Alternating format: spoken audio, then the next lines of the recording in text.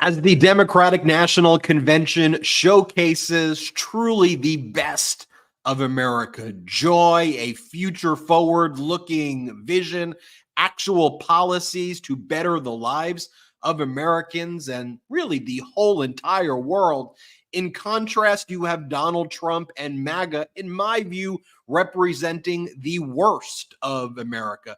From their hate to fear-mongering, to the division and culture wars they want to stoke, to Donald Trump sending out invitations for something he's calling the January 6th Award Gala. That's right. Donald Trump will be hosting at Bedminster, according to this invite that he and the various MAGA groups are sending out, an award ceremony to celebrate insurrectionists for what's stated as their heroism and patriotism. There was a video drop that was released as well celebrating the January 6th insurrectionists, a montage of Donald Trump praising them. Look, as Vice President Kamala Harris and Governor Walz continue to surge in the polls, Donald Trump will continue to get more and more desperate, and his decaying MAGA movement will continue to get uglier and more grotesque. It is our job in the pro-democracy community to continue to call this behavior out. Folks, this is the MeidasTouch Podcast, and a programming note at the top of the show. This will be pre-recorded, and what we're going to be focusing on this show, so as to not make it duplicative of our DNC coverage, is we're going to focus on the news this past week. We'll touch upon some of the themes that have taken place at the DNC, but I'm not going to showcase all of the DNC clips because you can get that coverage in our other feed. I want to make sure we're covering some of the big news moments, though, of the past few days that we weren't able to cover on the Monday show, and look forward to the weekend as well, so you can be prepared and fully armed with all the pro-democracy news you need. I'm joined by Brett. Jordy's been at a separate podcast convention over the past few days representing the MeidasTouch network there as our network continues to grow. Thank Jordy for all of his hard work. And Brett, great to see you on this historic day, day 4 of the DNC.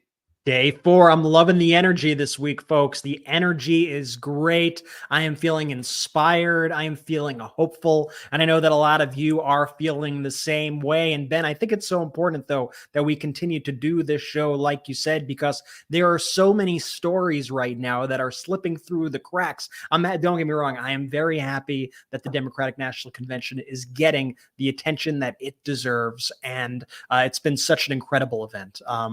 But there are so many other stories that we want to be able to share with you. So I think the podcast here is important. And what a contrast, Ben, at this event, at the Democratic National Convention to the Republican National Convention. It's just hope versus hate. It's the best of us versus the worst of us. And it's such an inclusive convention that we are seeing at the DNC. We are seeing Democrats, Republicans, independents all come together and rally around American democracy. And I think it's been so powerful to see fellow former Republicans and current Republicans speak out at the DNC, see people across the Democratic Party speak out, see the powerhouses of these celebrities speak out, see the real stories of people being impacted by Trump policies speak out. It has been just a flawless convention, incredibly powerful, incredibly moving, and I cannot wait until the final night of the festivities. Ben. You know, we've been talking about Donald Trump leading his traveling fascist circus events that he calls rallies,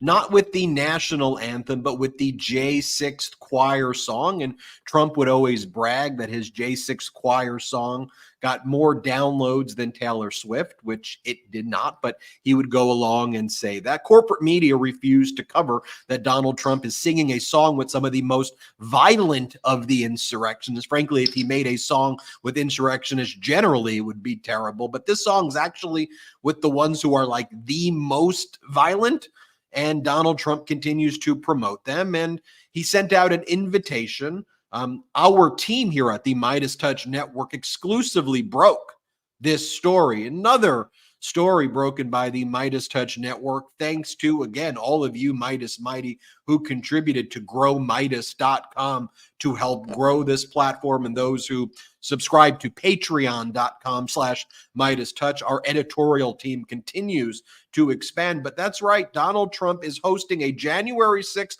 awards gala on September 5th. The event description, quote, "We gather to pay tribute to all January 6th defendants who have shown incredible courage and sacrifice." That is the horrific and despicable message that Donald Trump is putting out. In normal times, that would be disqualifying, since in normal times, if a candidate spelled potato the wrong way when Yahoo the wrong way, did a weird windsurfing photo, or behaved in certain ways that raise red flags, even have the kind of scent of a red flag, for the highest office in our land, our country once had standards. Well, a portion of our country still has standards. The silent majority still has standards, but corporate media normalizes this behavior. Corporate media refuses to make this front page news, but screw them. That's why we got the MeidasTouch Network here, where we're going to point this out. I don't think anything needs to be said other than the fact that hosting a January 6th awards gala is traitorous, is treasonous. Celebrating January 6th in any form or fashion is despicable. The fact that this is the leader of the Republican Party doing it speaks volumes of the mutation that has taken over the Republican Party, called the MAGA mutation. It has been heartening, though, to see major Republican figures and people in the Trump administration, and we're going to see more major Republican figures this evening as well, speaking out against MAGA, that MAGA doesn't represent their conservative values. We've seen groups form like the Evangelicals for Harris, the Republicans for Harris, and similar groups. And we've always been welcoming here in the pro-democracy community. This is a community of liberals, progressives, independents, and frankly, mainstream conservatives and mainstream Republicans. If you love our democracy, you love our Constitution, and it's not just this performative way to say that, to take away people's freedoms, but you show it with your actions, protecting women's reproductive rights, treating all people with dignity and respect and equality, and frankly, actually living the values of our Constitution, and frankly, having moral character in general. You're welcome to this pro-democracy community. So I wanted to talk about that at the outset of the show. There was another great moment, and C-SPAN captured it. I want to give them credit because they were the initial camera people who were there at this event. Although, Brett, I thought you and the editorial team at Meidas did a great job taking that coverage and clipping it so that it had its full context, but also we put the subtitles on so people can hear this interaction. And it just goes to show you, again, J.D. Vance can't do retail politics because he doesn't have real sense of who he is. He's the most inauthentic person. So we covered, for example, when he was in Philadelphia and he was asking, first off, he went to the tourist trap Philly cheesesteak place, like not like the place that people who really go and eat Philly cheesesteaks. So he goes to the tourist trap and he asked them about Swiss cheese. That's a big no-no. He went to a diner and yelled at his daughter for drinking the chocolate milk that his own advance team gave to his daughter, and his daughter only had like one sip of the chocolate milk, and it was a very kind of weird interaction there. Here's another example where he goes to this donut shop in Georgia, and he just simply doesn't know how to order a donut. It's like, it's one of these moments, though, going back to what I said earlier, that lets me feel the spell of this MAGA is breaking, right? Where people can go, oh, you spelled potato wrong? Oh, you're doing a weird windsurfing photo? Oh, you're putting your dogs on the top of your roof? It makes us feel a little normal again. And this is a moment that the lack of normalcy being called out is actually a very normal moment in American politics. So watch this awkward moment by J.D. Vance. Let's play it. The zoo has come to town. Thank you for letting us come in here. Yes, sir. Yeah. I'm sorry, man. Okay, yeah. She doesn't want to be on film, guys, so just cut her out of anything. Appreciate that, man. I'm J.D. Vance. I'm running for vice president. Good to see you. Okay. How long have you worked here? I've been here since the beginning of July. Okay. For this year. Okay, good. How about you, sir? Almost 2 years. Okay, good. Just everything, yeah. I mean, a lot of glazed here, some sprinkle stuff, some of these cinnamon rolls, just whatever makes sense. How long has this place been around? About 4 years. About 4 years? Okay. How long have you been here? A little over 6 months. Okay, good. Okay, good. How long? Okay, good. How do I you want a botch little that? sprinkle. Can I get the little sprinkly thing?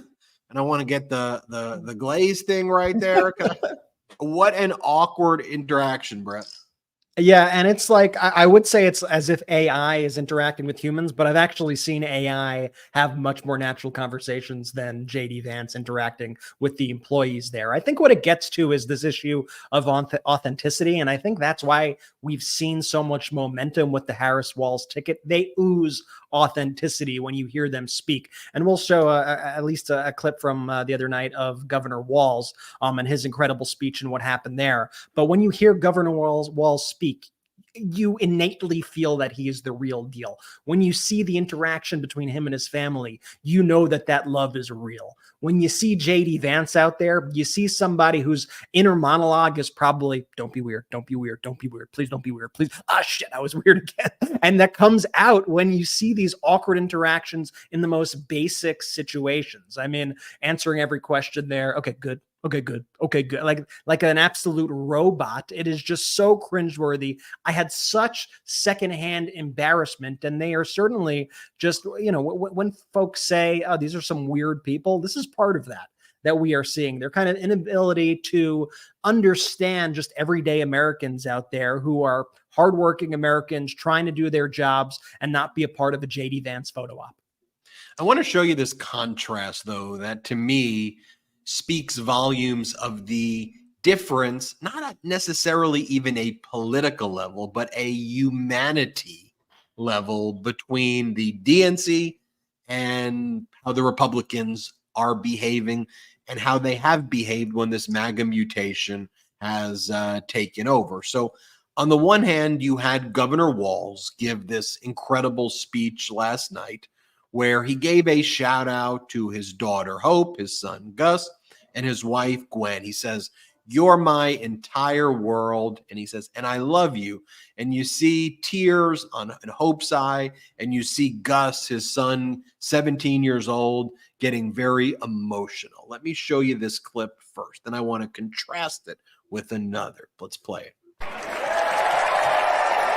Hope, Gus, and Gwen, you are my entire world, and I love you.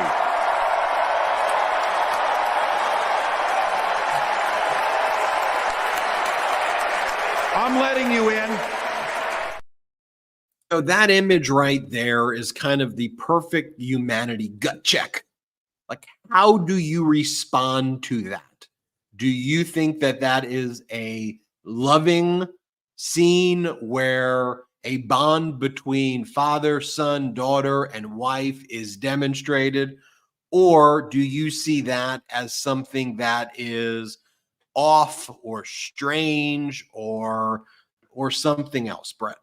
Yeah, and I'll just add that for the audio listeners, that the moment that we saw as Tim Walz is speaking, we see his son and his daughter watching, crying. We see his son saying, "I love you, Dad," as he sees his father on the highest stage in politics, speaking during this incredibly powerful moment.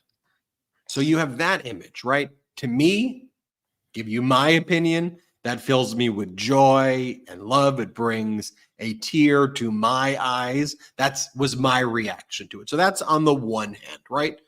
Now I want you to think about the fact that the MAGA Republicans have been trying to send Trump surrogates into the stadium in Chicago, into this place of joy, to try to sow division. And you have Mike Lindell, for example, the fascist pillow guy who tried to overthrow the results of the 2020 election. He shaved his mustache, he put on a hat, and he tried to go incognito to yell at 12-year-olds. And we captured this moment in our live coverage. We caught it exclusively here on the MeidasTouch Network, this now famous clip of this brilliant 12-year-old Noah, who was an invited guest of the chair of the DNC, Jamie Harrison. And then you had the Trump surrogate, Mike Lindell, yelling at this brilliant 12-year-old kid over and over again. And then Noah, the 12-year-old, held his own and said, look, what are your sources? Are your sources trust me, bro? So I just want you to think about it, because to me, what Mike Lindell does in this video that I'm sure you've all seen by now, if not, we're going to play it. It takes on a broader context, though, than just here's this interaction. Look how sick it is. He's yelling at a 12-year-old. To me, it's symptomatic of the joy that MAGA is trying to take away. Just leave us alone. Mind your own damn business. If you want to act like that with your own people, do that. But stay away from our joy. Watch this clip. That's in your state. You want to know more in your state? So they just found 257,000 votes. This happened last week. A judge ruled in Georgia that are missing from the 2020 election. Yeah. So this just came out. You're behind. You should. So your sources trust me, bro? That's your source? The source. It's in your papers in Georgia. You need to read your news. You haven't given me any last name. You need to read your news. No, this is your Georgia news. This is your Georgia. This is your Georgia. Thanks, buddy. Have a good day, sir. I'm okay. He provided no facts, no sources. He refused to give me the last name. He said for privacy, but elected officials provide their last names if they want the votes. So I'm confused as to why his source was trust me, bro. Mike Lindell just got rolled by a 12-year-old. That was such a powerful moment right there. And so I also now want you to think, though, about, I want you to see for yourself what all of the MAGA Republican, I should make the distinction because as we're seeing, there's a lot of mainstream, normal conservatives and Republicans who are saying vote Vice President Kamala Harris. But this MAGA mutation, how are they responding to Governor Walz's son, Gus, being so overwhelmed with joy that he was crying while his dad was speaking? You had Mike Crispy, one of these big MAGA influencers, say, Tim Walz, stupid crying son, isn't the flex the left thinks it is. You raised your kid to be a puffy beta male. Congrats. Does Barron Trump cry? Nope. Does he love his father? Of course. That's the type of values I want leading the country. And then Ann Coulter goes, talk about weird. And there's a photo of Governor Walz's 17-year-old son, Gus, there. And, you know, if you look at that statement by Mike Crispy, though, about like being a puffy beta male or whatever it is right there, that's the language, though, of childless cat lady, right? That's that echo chamber that when J.D. Vance reinvented himself for the third or fourth time and changed his personality and his entire identity to be this kind of MAGA alpha, which is a weird concept which doesn't really exist and is internally inconsistent concept to begin with. This is the language, though, that they use. So when these MAGA guys like the Crispies and the Vances and all of these people attack postmenopausal women and spend time talking about it, it's through that echo chamber of language that they use when they say, oh, the postmenopausal woman should only be focused on raising their grandkids, or the childless cat lady is the biggest threat to our nation. It's that messaging. It's those goggles that they see the world, where a loving moment of a family coming together the way the Walzes did and the way everyone in that room did, to them, those goggles, their MAGA goggles, sees that as something they want to stop. So that's why they take away our joy by wanting to ban IVF, by wanting to engage in Project 2025 style policies, to burn books. They want to find ways, these people, to implement in a detailed way plans to take away our joy and our happiness, because reflexively, what I showed you on stage pisses them off. I mean, I get this email, from my coverage almost once every day. JD Vance and the Trump campaign sends this email out that says, "This picture of Kamala pisses me off." And then I open it up and it's just a photo of her, and they attack her for wearing like a necklace, which they say is an expensive Tiffany's necklace. And they go after her, that pisses you off. First off, it's not even the same necklace, but two, that's what you're writing about. That's what's pissing you off. There are these deeper issues that they have and that they struggle with, that they've now have those feelings. But because of that, they want to rip away our joy. And the theme is mind your own damn business. And just, if that's how you all want to live, go and live that way. Have your miserable 4chan existence and live that way if that's what you want to do. But can you leave the rest of us alone, please? That's what's on display. So, Brett, when we get back, I want to show more about that contrast here. And I want to talk about that in more detail. I want to talk also about the Texas poll that shows Vice President Kamala Harris only down 5 to Donald Trump in Texas. We see with the 538 average, she's taking her biggest lead yet, up 3.3. I've already highlighted some of the other polling, New York Times, Siena, and others, showing her ahead in North Carolina, ahead in Arizona, and also ahead, of course, in Wisconsin, Pennsylvania, and Michigan. We'll talk about all of that and more when we get back. I want to remind everybody as well, and I've seen some people posting it too, we've got the emojis now of Adam Mockler, the Mockler emojis, people unlocked with 500 YouTube memberships. Store.MeidasTouch.com. Get that pro-democracy gear, which is selling out quickly. Store.MeidasTouch.com. Then we actually got a flash sale. 10% discount code using the code Kamala. Go check that out. Store.MeidasTouch.com. 100% union made, 100% made in the USA. Check it all out. Hey, Brett, let's take our first quick break of the day, and we got a lot more show. Hey everyone, I want to share something that's really made a difference for me when it comes to enjoying a night out with friends. It's called ZBiotics Pre-Alcohol. Pre-Alcohol is the world's first genetically engineered probiotic. It was invented by PhD scientists to tackle rough mornings after drinking. Here's how it works. When you drink, alcohol gets converted into a toxic byproduct in the gut. It's this byproduct, not dehydration, that's to blame for your rough next day. Pre-alcohol produces an enzyme to break this byproduct down. Just remember to make ZBiotics your first drink of the night, drink responsibly, and you'll feel your best tomorrow. Every time I have pre-alcohol before drinks, I notice a difference the next day. Even after a night out, I can confidently plan on hitting the gym, enjoying a brunch, or just getting some important work done without worry. I'll be honest, I was a bit skeptical of ZBiotics at first, but then while hanging out with my friends at our favorite bar downtown, I decided to give it a try, and let me tell you, it really works. The first time I tried pre-alcohol was during a friend's wedding weekend. I had my first drink of the night, a delicious old-fashioned, by the way, right after taking ZBiotics.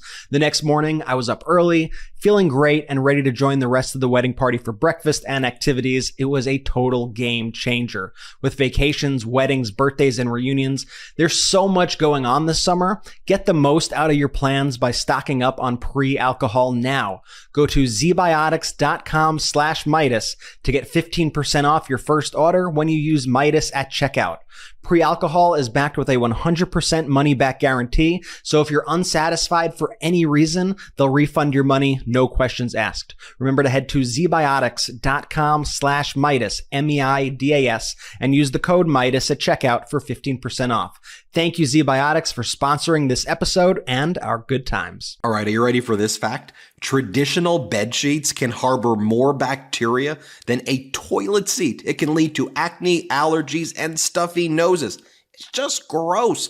Miracle Made, however, offers a whole line of self-cleaning antibacterial bedding such as sheets, pillowcases, and comforters that prevent up to 99.7% of bacteria growth and require up to 3 times less laundry. It's why I use Miracle Made on my bedding. Using silver-infused fabrics inspired by NASA, Miracle Made sheets are thermoregulating and designed to keep you at the perfect temperature all night long, no matter the weather, so you get a better sleep every single night. It's why I love Miracle Sheets. Miracle Sheets are luxuriously comfortable without the high price tag of other luxury brands and feel as nice, if not nicer, than sheets used by some 5-star hotels. So go to trymiracle.com/Meidas. Trymiracle.com/Meidas and try Miracle Made sheets today. And whether you're buying them for yourself or as a gift for a loved one, if you order today, you can save up to 40%. And if you use our promo code Meidas at checkout, you'll get 3 free towels and save an extra 20%. Miracle is so confident in their product, it's backed by a 30-day money-back guarantee. So if you aren't 100% satisfied, you'll get a full refund. Upgrade your sleep with Miracle Made. Go to trymiracle.com/Meidas and use the code Meidas to claim your free 3-piece towel set and save over 40% off. Again, that's trymiracle.com/Meidas to treat yourself. Thank you, Miracle Made, for sponsoring this episode. Shout out to our sponsors right there.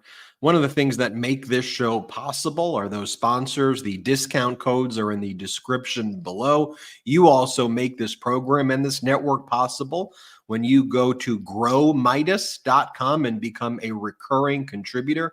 Growmeidas.com. There's also patreon.com/MeidasTouch and store.MeidasTouch.com as well.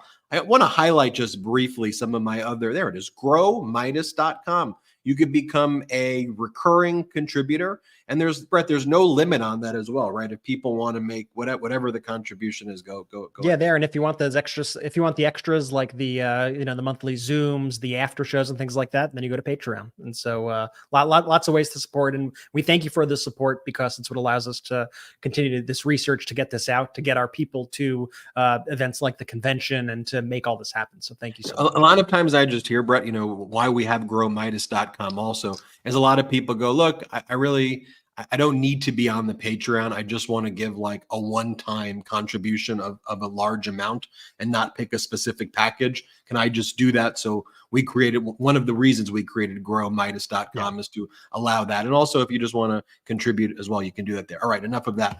Some of my highlights of the convention so far. When former President Bill Clinton addressed Donald Trump's infatuation with Hannibal Lecter. Can we play that? One of the things is when you send a signal to the other countries, you want them to know whether they agree with you or not, at least that you're on the level. Here's where you are and what you believe. What are they supposed to make to these endless tributes to the late, great Hannibal Lecter?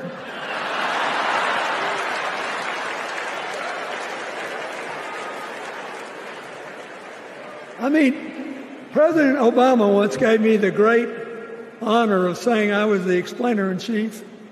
Folks, I've thought and thought about it, and I don't know what to say.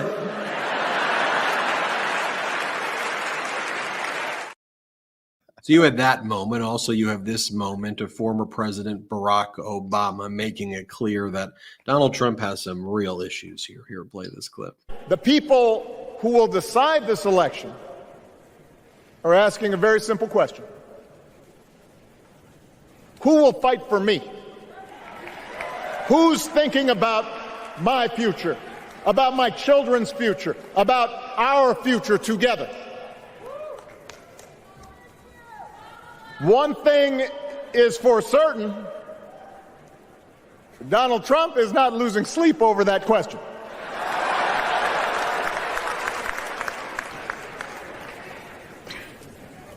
Here's a 78-year-old billionaire who has not stopped whining about his problems since he rode down his golden escalator 9 years ago. It has been a constant stream of gripes and grievances that's actually been getting worse now that he's afraid of losing to Kamala.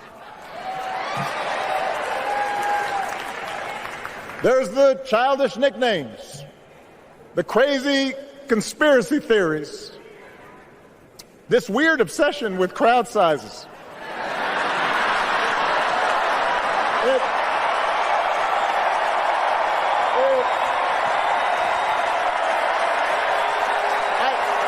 It just goes on and on. And this is obviously clearly getting in Donald Trump's head. He keeps on talking about it over and over again. I'll give you an example of him talking about it. Let's play this one. Did you see Barack Hussein Obama last night? Take little shots. He was taking shots at your president. And so was Michelle. You know, they always say, sure, please stick to policy. Don't get personal. And yet they're getting personal all night long, these people. Do I still have to stick to policy? Okay, first off, Brett, I want to get your analysis, but just the way he talks, like I want to not just even address the substance, because I'll throw that to you, but the way he talks when he's just like, they're talking about me. He's like, he does a voice. It's a weird voice that he does. They're your favorite president. And when I want to tell you all, and I'm just like, this is... You know, I mean, now you sound like him during the Twitter spaces with you. Yeah, I want to tell you, me, you know, and for him, it's all just me.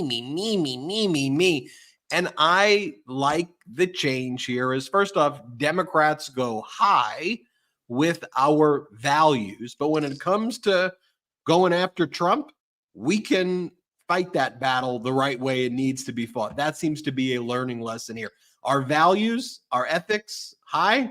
When it comes to fighting Trump, let's go. Let's go. It doesn't mean you ignore the crazy thing. You know, I thought former President Clinton's other line where he said, paraphrasing here, don't count the lies, count the eyes about Donald Trump. And to your point, Ben, how he's always me. I thought that was such a brilliant line and such a brilliant message as well. And you see Donald Trump there. He just looks so small. He's such a petulant little child. And he frankly doesn't know how to handle being on the defense like this. And honestly, like, for a guy who dishes it so much, he cannot take it at all. And he especially hates being humiliated on a national stage by people who are way smarter than him, way more respected than him, like former President Barack Obama, like the former First Lady Michelle Obama. That really gets under his skin. And one of the things I noticed at all these recent events as well is that Donald Trump's heart just frankly does not seem in it. He seems very low energy. Even the audience there, when he brought up Barack Hussein Obama, like even they were not really like into it. They were like, oh, boo. Like it didn't feel like they had much gravitas behind them. And you just see his desperation. You see him just continuing to flail out there. You know, the nicknames and the whatever, like when Donald Trump is going, Barack Hussein Obama, they're taking shots at me. When former President Barack Obama or former President Clinton are talking about Donald Trump the way they are, the point that they're making, though, is a broader one of how that actually impacts we, the people in the United States of America. As former President Bill Clinton says, look, when you're the leader of the free world, when you're the leader of the United States, even making small comments here or there send signals and messages to the world, to your allies, to your enemies about where you're going and who you are, which is why you have to be very meticulous and think through how you say things and how things are communicated, right?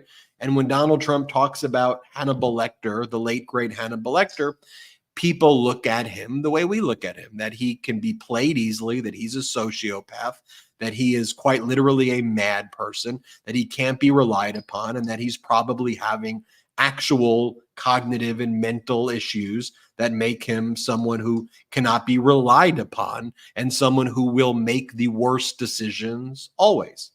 Brett. Yeah, and going back to what we were saying earlier when we played that incredibly emotional video of Governor Walz and his children, Donald Trump is like, he's like the main person in this bubble, right? He's like he like runs this bubble that all these people are in, and they just have really lost track of reality. Like it's quite frankly sad to even watch. Like when you have Donald Trump saying the crowds, they're AI, they're not real people, and then you see those same people who we saw in those comments, people like them, repeating those things. You're like, okay, this is like a bizarre kind of psychosis that we are seeing. That is being shared by this group of people.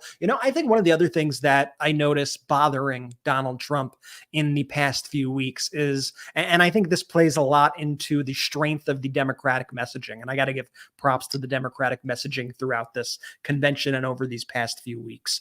But Donald Trump preferred when he was feared.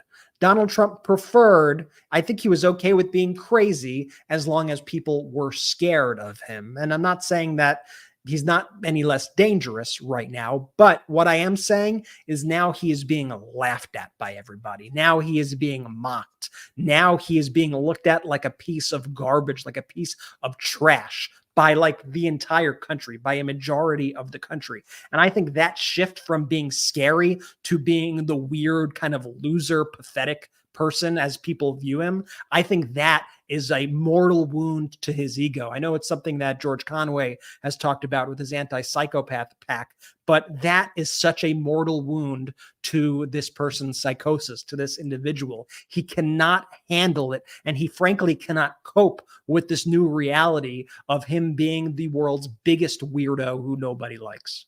The way we framed it several months back was that the only thing that Donald Trump and MAGA were running on was the strong man, weak man paradigm. So Donald Trump would say, up in the polls, bigger crowds. Those were the things. There was never policy. There was never what we're delivering. It was just this idea, this inevitability of a Trumpism takeover of the country. And the evidence for that was what corporate media would propagandize, which was a lot of what we were being very critical of. Bigger crowds, he would say, and bigger polls. And they started those polls, frankly, right after the January 6th insurrection. Trump left a Trump dump on the nation. He torpedoed the country, the way he handled COVID, the way he added $8 trillion in debt. His policies dumped on the nation, and President Biden had to fix it. And the moment President Biden inherited problems, unlike Donald Trump, who inherited prosperity for former President Barack Obama, they started running the polls right away versus focusing on, hey, Donald Trump led an insurrection against our country. This person, the pressure should have been mounting on this individual needs to be put behind bars immediately. But the media's coverage was, oh, look at the crowd size in Waco, Texas, as Donald Trump launched his campaign years before campaigns normally launch on the 30th anniversary of the Waco siege as a direct attack on the FBI, and had Ted Nugent as his first speaker say that President Zelensky is a homosexual. That's how Trump kicked off his campaign. And we were saying, whoa, whoa, whoa, here at the MeidasTouch Network. But for the media and Trump, he had them perfectly programmed. Strongman, weak man paradigm. Play clips of President Biden looking old and weak and not having big crowds, and start showing that Biden's poll numbers were low, and make that a self-fulfilling cycle that you can't get out of, and that all people talk about were, oh crap, the polls are this, by focusing on them 2.5, 3 years ago. But what this switch has done, and what the crowd sizes behind Vice President Kamala Harris have done, is Trump can't fill those crowd sizes. So the weak man, strong man paradigm, big polls, big crowds, has been turned on its head. She gets bigger crowds. So what does he do? He says it's all AI and fake, and he takes fake AI endorsements of Taylor Swift and looks pathetic. And now, because he can't fill the same crowd sizes in the same cities where she's at, he now is doing these small events at small venues, and it actually makes him look smaller because his deranged message with like 10 people there or 30 people there looks extra deranged. I want to talk about that and more, but why don't we take our last quick break of the show? Trade makes it easy to experience America's best specialty coffees from home. Simply tell them what you like and whether you'd like it whole bean or ground, and Trade will curate perfect coffee matches in an instant for you. It's the freshest quality you could get anywhere, too. Every coffee's roasted to order and ships to you within 48 hours. From hot or iced, dark roast to decafs, or espressos to cold brew, Trade has it all. And when you subscribe to Trade, you're not just getting amazing coffee, you're also supporting American businesses. They partner with over 50 small roasters across the country, bringing you the best of the best right to your door. I've been loving my experience with Trade, and you know when it comes to coffee, I am a very, very tough critic. I'm generally a fan of light roasts with bright, fruity flavors, and Trade has nailed it every single time. My most recent favorite is a single origin coffee sourced from Colombia by Sightglass, a roaster based in California. The flavor notes are incredible. Think toffee, Concord grape, and red apple. It's smooth, balanced, and exactly what I've been looking for in a morning cup. Plus, the convenience of having it delivered fresh to my door is unbeatable. I never have to worry about running out of coffee, and the quality is always top notch. Give Trade a try to transform the way you experience coffee at home. They're offering your first bag free when you visit drinktrade.com/Meidas and subscribe. Trade guarantees you'll love your first bag, or they'll replace it for free. That's drinktrade.com/Meidas. That's MEIDAS for your first bag free when you subscribe. Go to drinktrade.com/Meidas and start enjoying better coffee today. The best bacon, the best steak, the best chicken, the best salmon you'll ever eat, it's not going to come from the grocery store. It's going to come from the family farm and independent Alaskan fishermen. And now you can get it when you join the Moink movement today. Moink delivers grass-fed and grass-finished beef and lamb, pastured pork and chicken, and sustainable wild-caught Alaskan salmon straight to your door. Moink farmers farm like our grandparents did, and as a result, Moink meat tastes like it should because the family farm does it better.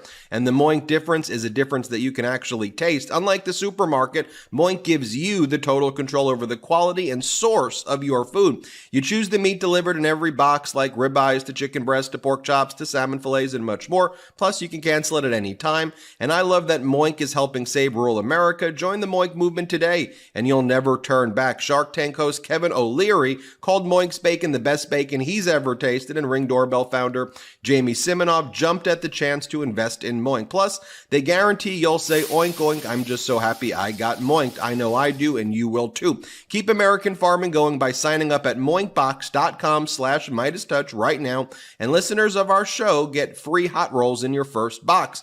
It's the best hot rolls you'll ever taste for a limited time. It's spelled MOINK box.com/MeidasTouch. That's moinkbox.com/MeidasTouch. One more time, moinkbox.com/MeidasTouch.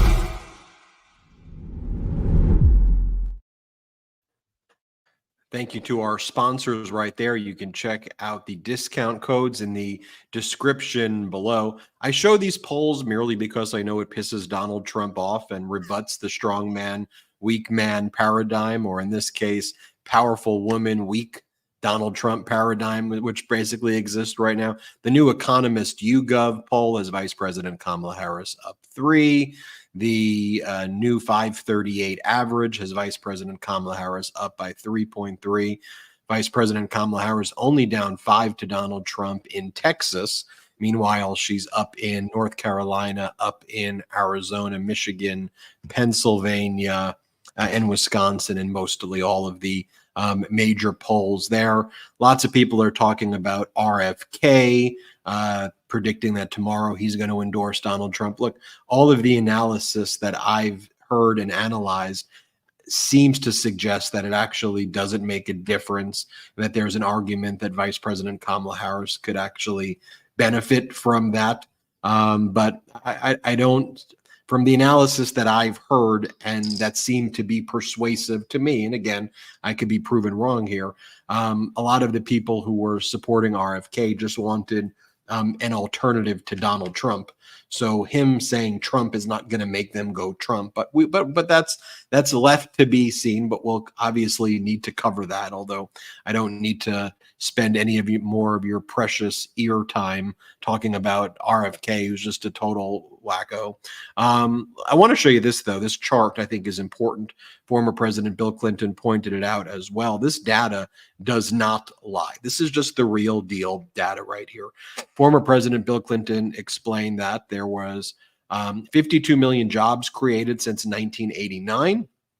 50 million of those jobs were created under Democratic presidents. Basically, every job, all of the jobs at a net level of net gain were created by the Clinton, Obama, and Biden administrations.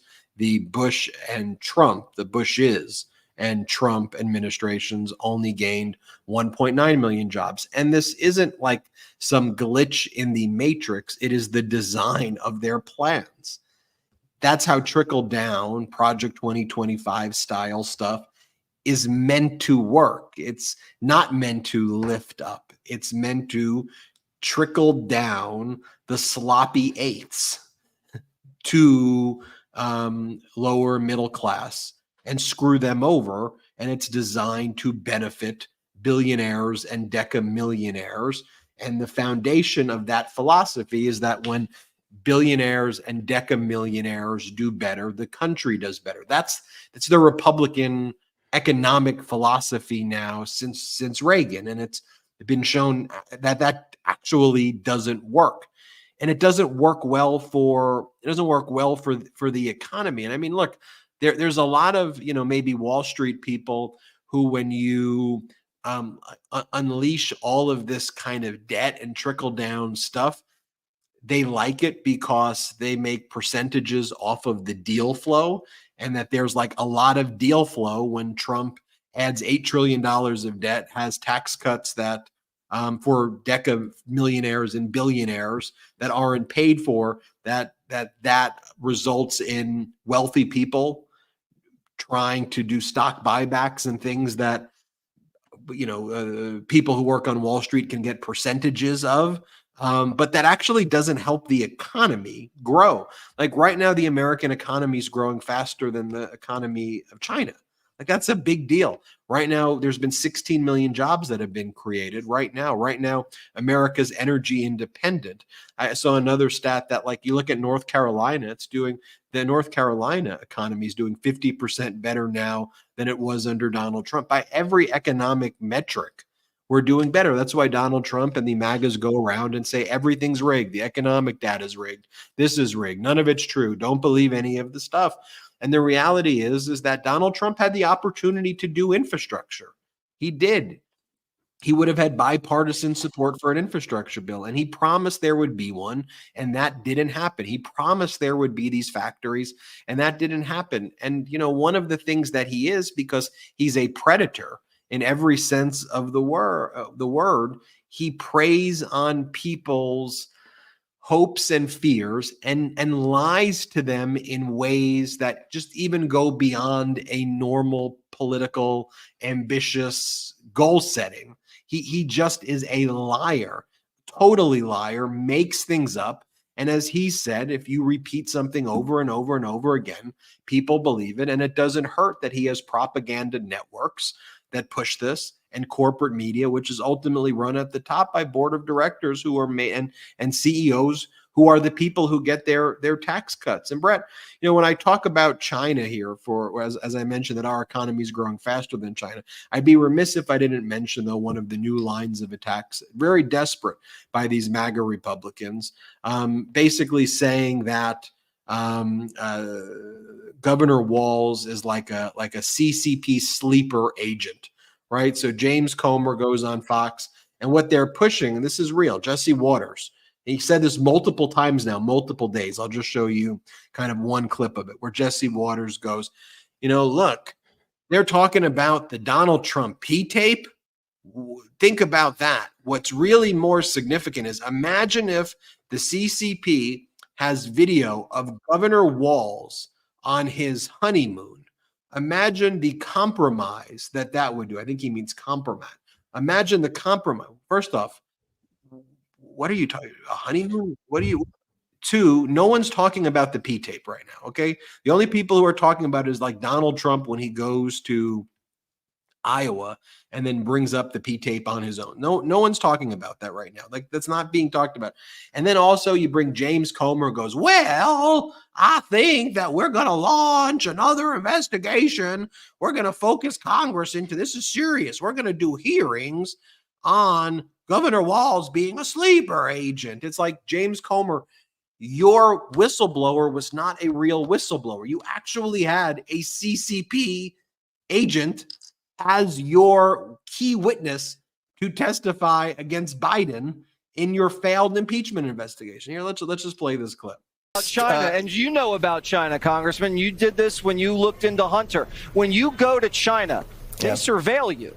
If an American goes to China 30 times in the 90s, they have surveillance footage of him. They have surveillance footage probably of his honeymoon night. What kind of compromise is that? They were worried about Trump and a P-tape situation. That was all made up. This is serious business. It's very serious. China thinks long term. It's very possible that China would be grooming an up-and-coming rising star in the political process to try to have a foothold in our government. I mean, they've done this in the military. We've caught them with spy rings in our universities. This is how China operates. They think long term. And again, I can't say this enough. When you look at Hunter Biden's ties with Communist China, it was for money. It looks like Waltz's ties may be for ideology, and this is something that we should be concerned about, and we're trying to gather as much information as we can, as quick as we can, to present to the American people. Well, it says it a lot about Kamala Harris that she... Look, it's there's some extent there's humor, I guess, in just how pathetic they are. But it really is like beyond parody that just that whole thing exists right there, right? Yeah. That you have a leader in the Republican Party like James Comer on a propaganda network that frankly was founded by someone who wasn't even born an American citizen. I mean, who came here, who created this network that was built on a foundation of also Roger Ailes bringing it to Murdoch about how to create propaganda to help future Richard Nixons. But this is Nixon on Watergate wouldn't even be honestly, Watergate would not even be a thing talked about today. Like, let's be real, right? Like in terms of what Donald Trump's done, if you were to have learned that Donald Trump had someone break into the DNC, they would go fake news. It's not real. And then it would maybe Watergate today with Trump would maybe be a story possibly covered by, setting aside the MeidasTouch Network and our relentless coverage, maybe Slate would cover it as one of 12 stories, and that it wouldn't be on the front page. Maybe it. New York Times would not even today. New York Times and Washington Post wouldn't even cover Watergate as a thing. But that's why we have to rebuild the fourth estate. We have to democratize it. And that's what we're doing here with all of you at the MeidasTouch Network. And again, if you want to help, you can make that recurring donation at growmeidas.com. You can do it. You can make one big time Grow Meidas, thing. You could be recurring, but that's your opportunity to do it there. You go to patreon.com/MeidasTouch. And you can also support us at store.MeidasTouch.com and our pro-democracy sponsors. But Brett, I want you to react to that before we go. Yeah, well, I think it's two things. It is beyond parody, but it shows that Fox really has put aside any kind of notion that it's a legitimate news outlet. I mean, that's just a pure propaganda. That's nothing more than just extreme propaganda, quite frankly, that I think would make North Korea blush. And on the other hand, you see somebody like James Comer. What he's doing should be criminal. I mean, let's not mince words here. What he's doing is the epitome of actually weaponizing the government for political reasons. Oh, surprise, surprise. Tim Walz is the running mate now for the Democratic candidate. So I guess we need to launch an investigation into this person. This is the kind of stuff that you see in Russia. This is the kind of stuff that you see in authoritarian countries. And James Comer with his kangaroo courts and his BS investigations, which are really really just about trying to hurt people politically and exact revenge on political enemies for whatever reason. I mean, this is the stuff of communist dictatorships. This is the stuff that Ana Navarro was speaking about earlier this week of the reason why her family fled Nicaragua and fled communism. This is what MAGA is. This is what this modern day mutation of the Republican Party is. So I think we need to call it out, and we cannot pretend like this is normal. Yes, silly, sure, but it's not just a joke. Like, these are dangerous people who are making a mockery of our government, and what James Comer is doing it should be a criminal offense. I couldn't agree more with you there, Brett. And look, we have to collectively call this out each and every day, and that's what we'll continue to do here on the MeidasTouch Network. I want to just remind everybody, of course, check out our other coverage that's taking place right now on the MeidasTouch YouTube feed as well. Check that out. It's going to be a very big and historic evening. I'm sure it already has been, but as I mentioned, we pre-recorded this one. We would have spent more time on Monday's episode. We'll do the full recap of everything that went down at the DNC. But we'll cut today's show a little short, a little earlier than normal, just because we know the DNC is happening. I wanted to make sure we hit all those other areas, which I think we did, to make sure you have all the knowledge that you need going into the weekend on this pro-democracy news. So just want to give a thank you to everybody. Thank you to our pro-democracy sponsors. Again, growmeidas.com. Become a recurring donor. Patreon.com/MeidasTouch. There's a lot of exclusive stuff there. We won't do the after show again today because I know you're all going to be watching the DNC. We'll start more after shows again next week. There's one of the features where you can become an honorary producer of the show too on patreon.com/MeidasTouch, and you'll see those names there at the end. But I know it's going to be a long night. Want to thank everybody again. Store.MeidasTouch.com, 100% union made, 100% made in the USA gear. Go and check that out, everybody. And 10% off with code Kamala until 8 p.m. Eastern time on Friday. So check that out now before that goes away. And I just want to sign off by saying, you know, this energy that everyone feels, this enthusiasm that you all feel right now, bottle it up, because it's not always going to feel like this. And we're going to have to sustain energy in order to save democracy. And we're going to have to be able to go through tough times and good times. And so remember this feeling. Remember how good it feels when people are united. Remember how good it feels to be able to clap back at these people who are trying to steal our joy. And I agree with Tim Walz. That is probably the most offensive part of this movement to me, the most unforgivable part of this MAGA movement, that they constantly want to doom and gloom. They constantly want to try to bring us down. But we as a community, as a pro-democracy community filled with people across the political spectrum, people who maybe aren't even all that political, we need to rise above it, and we need to show that positivity, that hope, that unity is the force that wins and prevails over these dark, dark forces. So thank you so much. I hope you enjoy the rest of the Democratic National Convention, our coverage. Please continue to share it with everybody out there. Let them know you watch the convention via MeidasTouch. And I think that's a wrap, Ben. What do you think? I think so too. Shout out to the Meidas Mighty.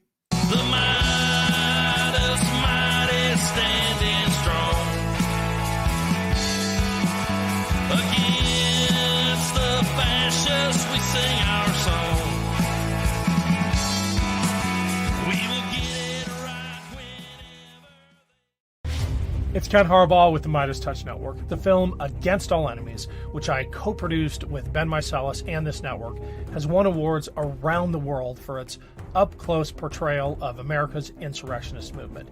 It premieres in the U.S. on March 29th on Amazon and Apple TV. Go to againstalllenemiesfilm.com or click the link below. But don't just watch Against All Enemies. Tell your friends about it. It's one more way to hold accountable those who threaten our democracy. Thanks, Meidas Mighty. Let's use our power well.